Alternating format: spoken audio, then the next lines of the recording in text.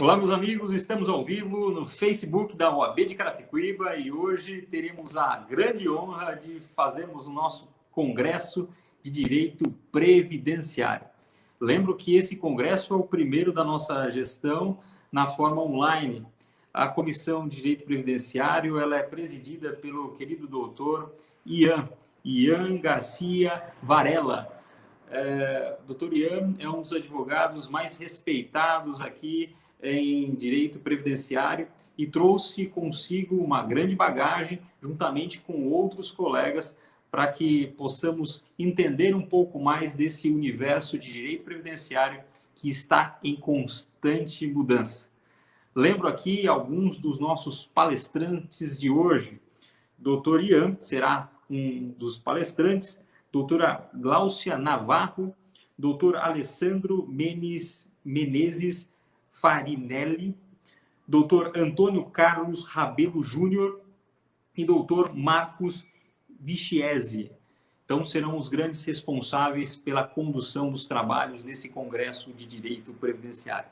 Quero, sem delongas, chamar aqui para compor comigo a tela o doutor Ian Garcia Varela. Doutor Ian, grande honra tê-lo aqui como nosso presidente da Comissão de Direito Previdenciário, o doutor que representa todos os advogados dessa área e que hoje trouxe um tema muito especial para todos nós nesse congresso. Doutor Ian, está com a palavra. Primeiramente, gostaria de agradecer, né, a todos os participantes desse congresso, né, ao presidente Paulo pela atuação na OAB de Carapicuíba, né, e todos os presentes que estão assistindo esta live, né, do Congresso Online de Direito Previdenciário. O tema proposto desta palestra seria a aposentadoria especial do contribuinte individual, que é um segurado obrigatório, igualmente o empregado, o trabalhador avulso, todas as pessoas que exercem uma atividade remunerada. E existe uma certa discussão, existia, né, na jurisprudência, e no INSS ainda existe essa discussão, se cabe o enquadramento da atividade especial ou a concessão de uma aposentadoria especial para o contribuinte individual, também conhecido como autônomo, empresário, né? Eu elaborei os slides depois do congresso, eu compartilho, né, para os colegas terem acesso tanto às decisões, às jurisprudências, os temas dos tribunais, tá? Primeiramente, temos que fazer uma avaliação histórica que o início da aposentadoria especial, ela ocorreu lá em 1960 e foi regulamentado pelo decreto 53.831, de 64, e posteriormente veio o decreto 83.080, de 79, que trata sobre os benefícios, né, do INSS, né, da Previdência Social, e esses dois regulamentos, eles previam um rol de agentes nocivos e de categoria profissional. A vigência desses dois decretos será, em relação aos agentes nocivos, de 05/3 de 1997, então até esse período é possível requerer um enquadramento pela exposição dos agentes nocivos, né, agentes físicos, químicos, eletricidade, e em relação aos agentes, na verdade, em relação ao enquadramento por categoria profissional, existe uma certa discussão por parte do INSS, também da doutrina, da jurisprudência, mas eu entendo que seria até 28/4 de 1995, porque o artigo 57, que foi alterado pela Lei 9.032, existia na redação original conforme atividade profissional.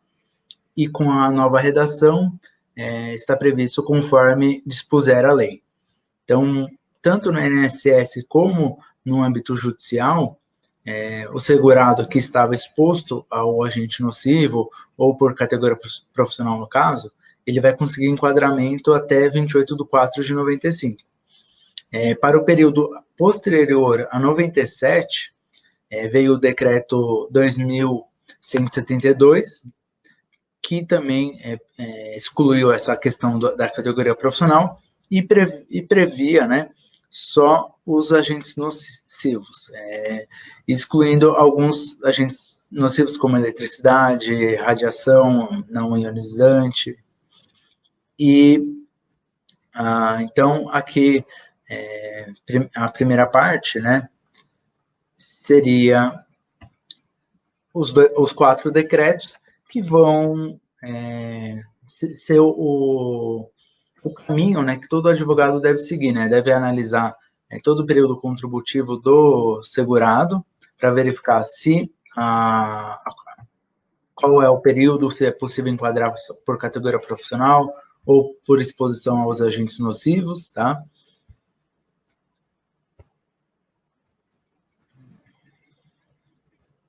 Então, os agentes nocivos seria agente químico, físico, biológico, associação de agentes, né, a associação desses 3 agentes, e a periculosidade, que apesar de não estar na lei, né, mas quando está disposto que o exercício de uma atividade remunerada que ocasiona danos à integridade física, né, eu entendo que a periculosidade também seria um agente nocivo.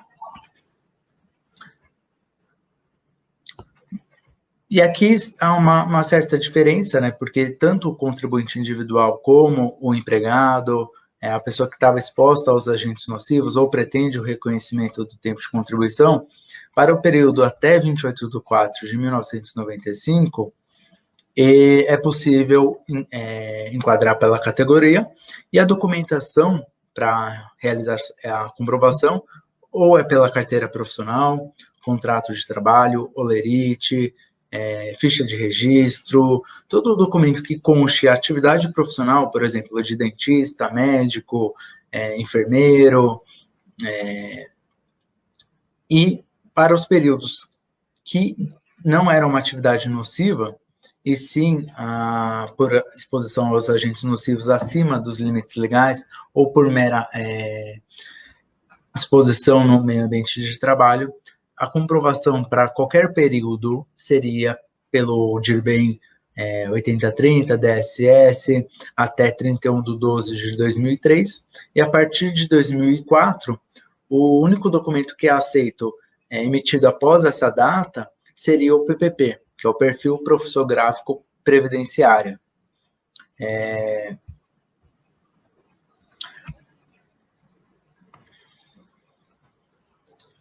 Então, podemos ver que teve uma evolução histórica, né? Atualmente também teve a alteração pelo decreto 10.410, em razão da reforma da Previdência, e vamos ver isso um pouco mais para frente no tema da palestra. Bom, em relação à aposentadoria especial prevista no artigo 57 da Lei 8.213, é disposto que a aposentadoria especial será concedida uma vez cumprida a carência exigida na lei, que seria de 180 meses, ao segurado que tiver trabalhado sujeito a condições especiais que prejudiquem a saúde ou a integridade física durante períodos de 15 anos, 20 ou 25 anos de trabalho exposto. Então, cada tipo de agente nocivo será um tempo de contribuição diferente. Tanto para 15 como para 20, normalmente são atividades que o trabalhador está realmente exposto a uma atividade muito nociva. Então, o mineiro, por exemplo, na frente de produção, ele se aposenta com 15 anos de tempo de contribuição, e se ele não está à frente de produção, seria 20 anos, ou uma exposição por amianto, por exemplo. A maioria das atividades, o trabalhador ele se aposenta aos 25 anos de exposição da atividade especial. Caso os doutores tenham alguma dúvida sobre o tema da palestra, né, pode perguntar para tirar todas as dúvidas. Bom, então vimos que o artigo 57 trata sobre a aposentadoria especial, e normalmente o regulamento, o decreto vem regulamentar o direito do segurado. Bom, o artigo 64 do decreto 3.048 de 99, ele traz uma exclusão para o contribuinte individual que não trabalha para uma cooperativa de produção ou de trabalho. Então, o regulamento, em vez dele regulamentar o direito previsto no artigo 57, ele veio para excluir. Então, como veremos, essa exclusão, pelo menos no Poder Judiciário, não é aceita, tá?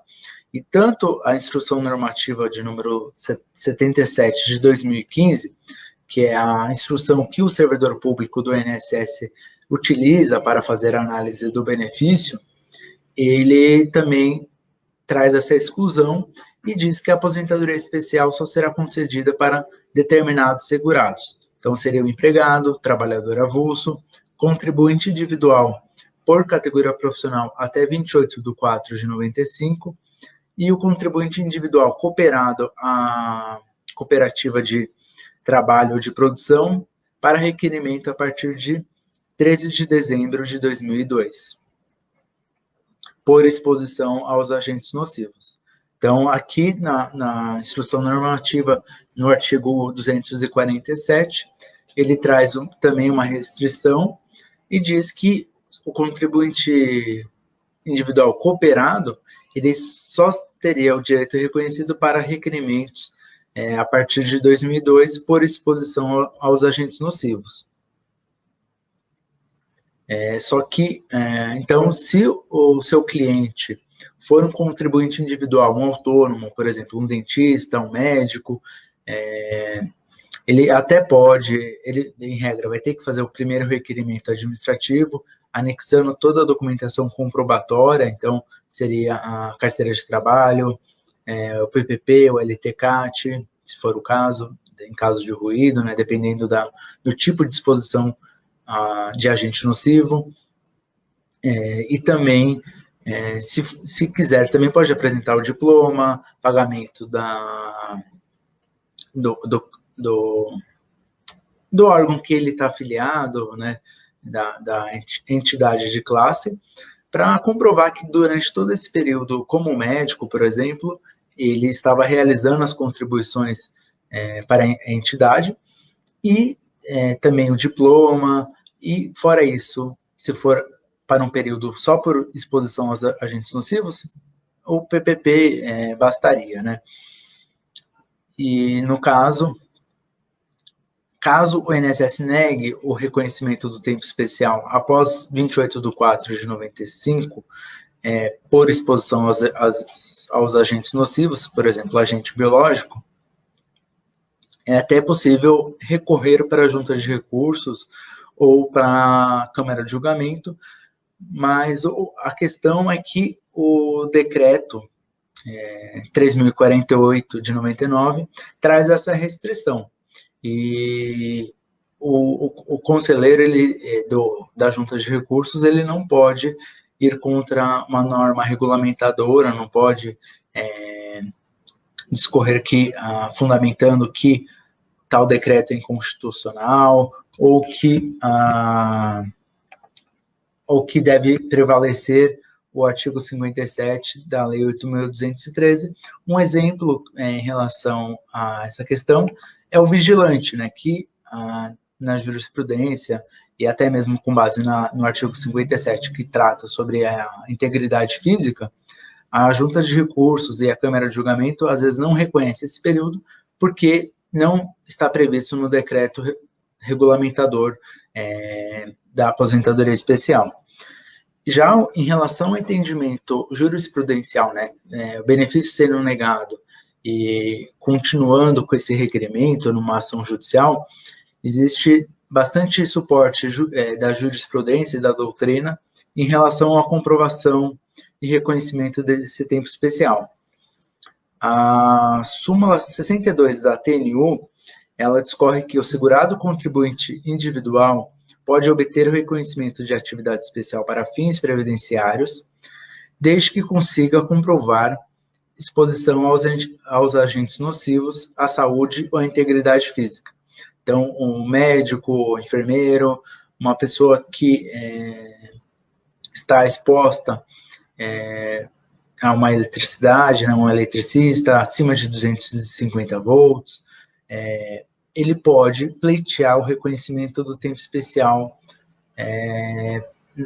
com base na jurisprudência, pelo menos se for no juizado, já tem a jurisprudência da TNU, tá? E também existe uma certa discussão em relação à documentação, né, como veremos um pouco mais para frente. Então, a jurisprudência, com base na súmula, tem decisões do Tribunal Regional Federal da Terceira, da Quarta Região, bastante em relação aos dentistas,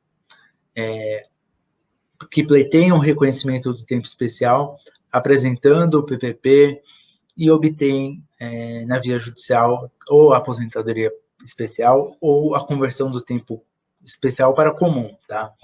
E com base na nova reforma da Previdência, né, a Emenda Constitucional 103 de 2019, existem duas regras, né, a regra de transição e a regra permanente, tá?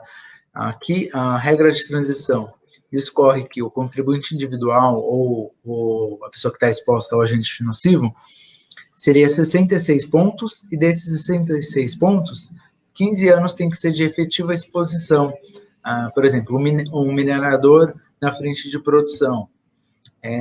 A segunda hipótese é 76 pontos, e dessa pontuação, 20 anos de tempo de exposição a um trabalhador que está exposto ao agente, ao amianto, por exemplo. E 86 pontos, que seria 25 anos de exposição. Então, desse período, teria que ter o tempo mínimo de exposição aos agentes nocivos, ou pela exposição, ou pela categoria profissional. Na maioria dos casos, será os 76 pontos, porque a maioria das atividades de profissionais liberais ou de pessoas que são sócias da empresa, normalmente a exposição é por eletricidade, ruído, agente químico, agente biológico, e nesse caso, 25 anos de tempo de contribuição. E como podemos ver, já na regra de transição, está previsto que a idade mínima, existe uma idade mínima. A regra permanente, prevista na Emenda Constitucional, até que venha uma lei disciplinando a matéria, seria 55 anos de idade e 15 anos de tempo de contribuição, 58 anos de idade e 20 anos de tempo de contribuição, e 60 anos de idade e 25 anos de tempo de contribuição. Então, a terceira hipótese seria a maior parte dos trabalhadores, que daria os 85 pontos. Então, aqui ele fixa a idade mínima e o tempo de contribuição em relação à exposição dos agentes nocivos. Eu entendo que a fixação da idade mínima ela vai contra aos preceitos da aposentadoria especial, né, o caráter protetivo, visando a saúde do trabalhador, que ele não fique exposto durante, acima dos 25 anos de tempo de contribuição, ou 20 ou 15 anos, e o que podemos fundamentar também quanto à inconstitucionalidade dessa nova redação da aposentadoria especial é o tema 709 do STF, que trata que o aposentado pela aposentadoria especial, né, ele não pode permanecer em uma atividade especial após a concessão desse benefício, em razão do caráter protetivo, né, e da natureza que o trabalhador ele não pode ficar exposto além do que a ciência, né, entende como nocivo, tá? Então, devemos, como advogados, né, alegar inconstitucionalidade da nova redação da emenda, né, até mesmo porque a conversão de tempo de contribuição para tempo especial para comum, ele é vedado a partir do dia 13/11 de 2019, a partir do dia 14, né? Então, não é possível mais fazer a conversão. Então, o contribuinte individual que pretende se aposentar pela aposentadoria especial ou visar o reconhecimento do tempo de contribuição como especial para comum, ele consegue até a data da promulgação da reforma da Previdência, porque aí depois ele não vai conseguir mais converter e só teria direito à aposentadoria especial e não poderia utilizar tempo comum.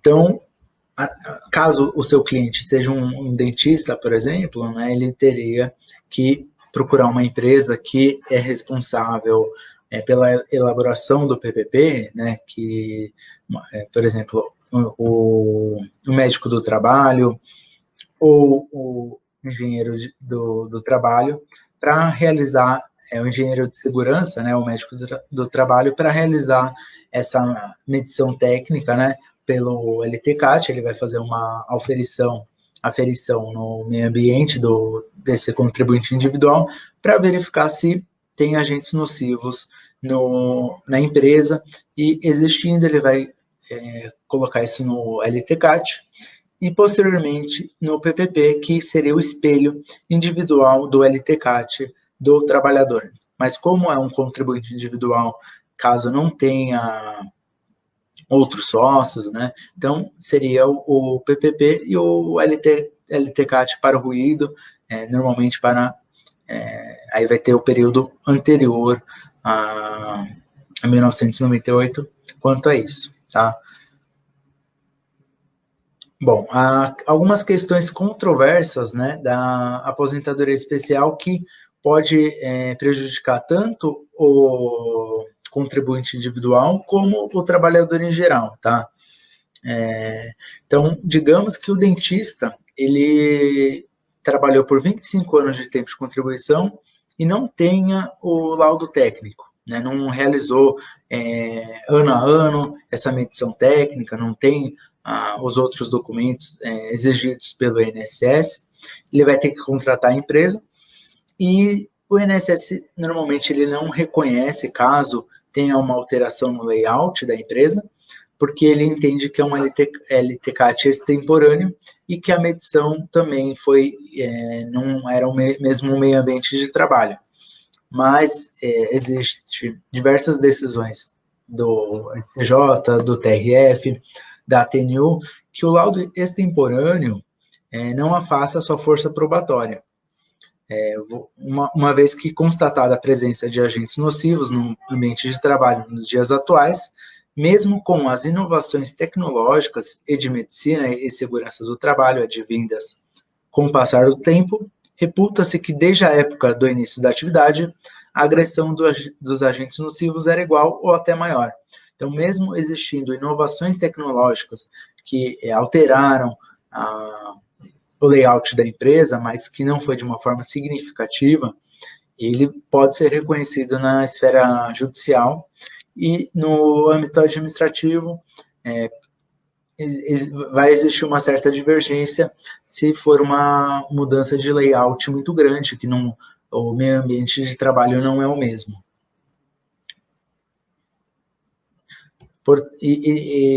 Também tem a súmula 68 da TNU, que trata sobre o laudo pericial que não é contemporâneo, que também pode ser aceito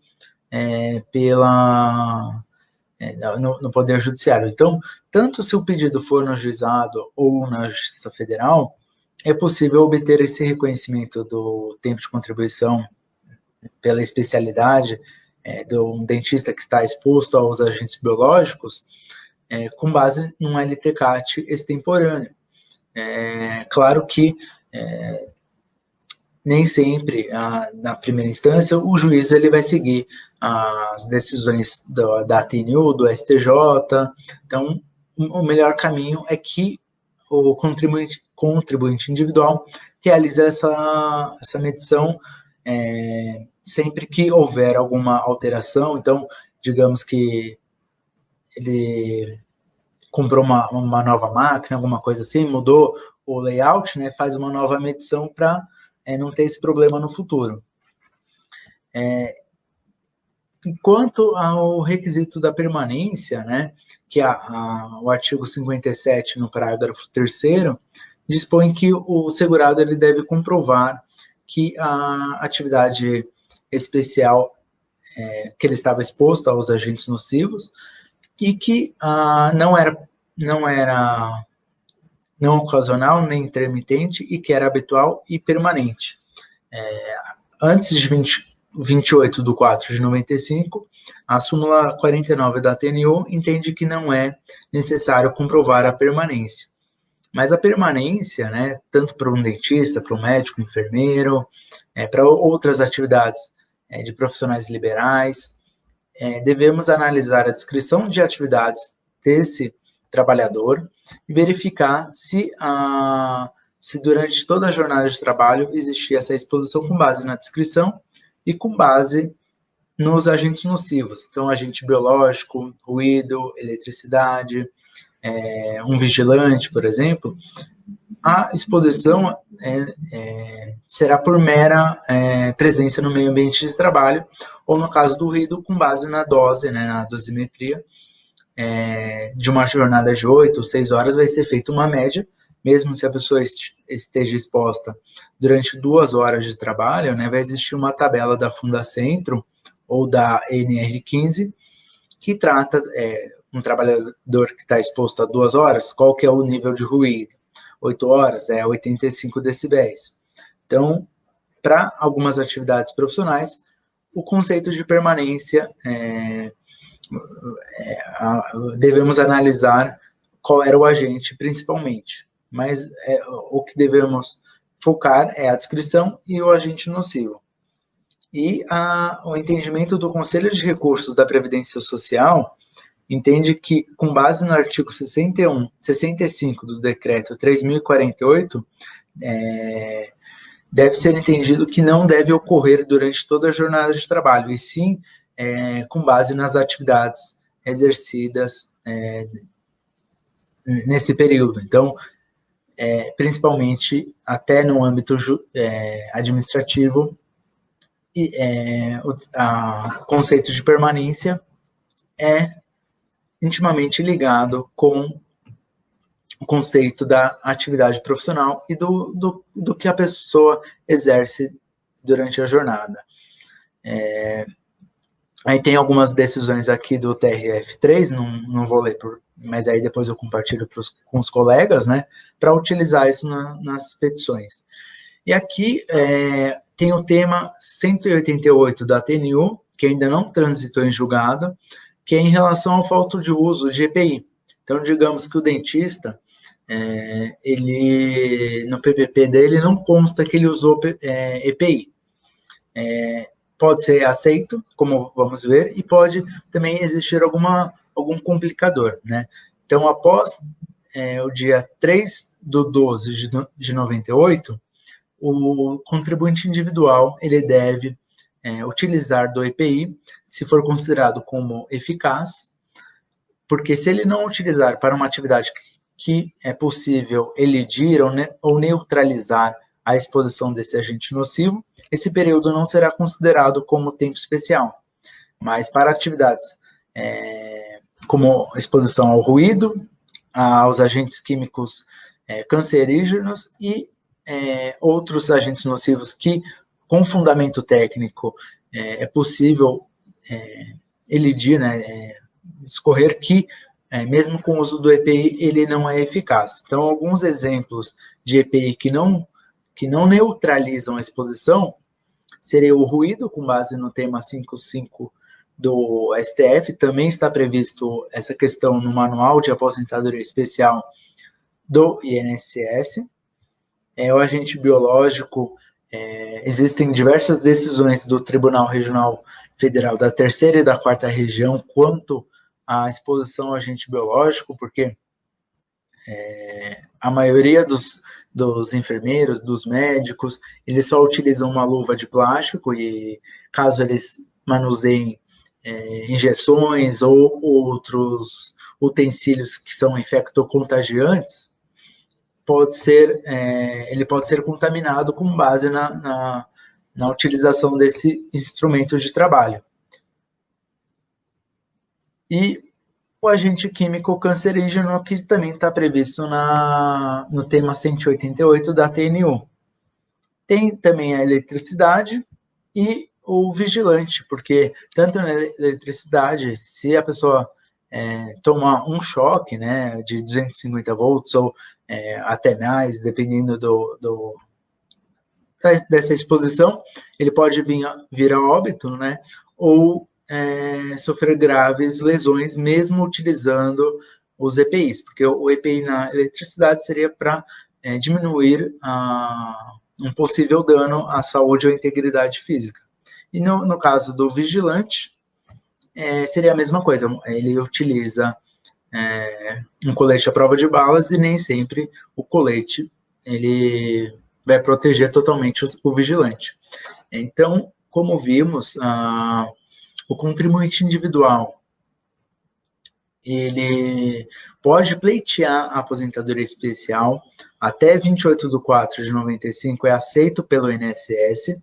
Após esse período, somente o contribuinte cooperado, com base na exposição por agentes nocivos, tanto aí já em relação à forma de comprovação, até 95 pode ser por categoria profissional, então apresentando a carteira profissional, o contrato de trabalho, diploma, pagamento da anuidade da entidade de classe que a pessoa faz parte. Então, esses seriam os documentos para o contribuinte individual. Então, contrato social, pagamento de anuidade, diploma, contrato de prestação de serviços com outras empresas, aí pode comprovar por categoria profissional. E após 95, somente por agente nocivo, apresentando o PPP, tá? E sempre verificando se o PPP foi preenchido de forma correta pela empresa que forneceu para o seu cliente, né? Se está todas as informações previstas, tanto na IN como no Poder Judiciário, para que não tenha possíveis problemas quanto à comprovação do tempo especial. E, como vimos, a reforma da Previdência está restringindo os requisitos de aposentadoria especial, onde fixa a idade mínima com o tempo de contribuição. Então, caso os doutores tenham alguma dúvida sobre esse tema, né, ou perguntem aqui nos comentários, tá? E depois eu vou disponibilizar esse slide com todas as decisões da jurisprudência do Conselho de Recursos e também quanto à doutrina que trata sobre a aposentadoria especial do autônomo, tá? Do contribuinte individual. Eu finalizo aqui a minha palestra, né, sobre esse tema,